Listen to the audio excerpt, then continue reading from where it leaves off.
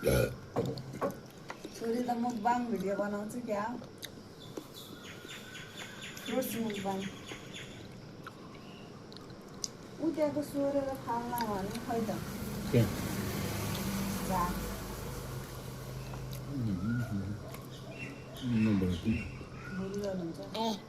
बोल ब्याउनु नदियो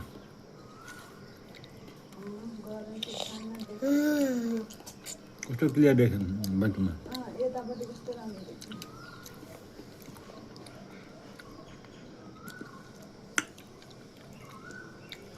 यो गुलियो रहेछ लौ त पानी खान्छु अहिले खानु के हुन्न रोटिया त्यही भएर यसले ठु गरेको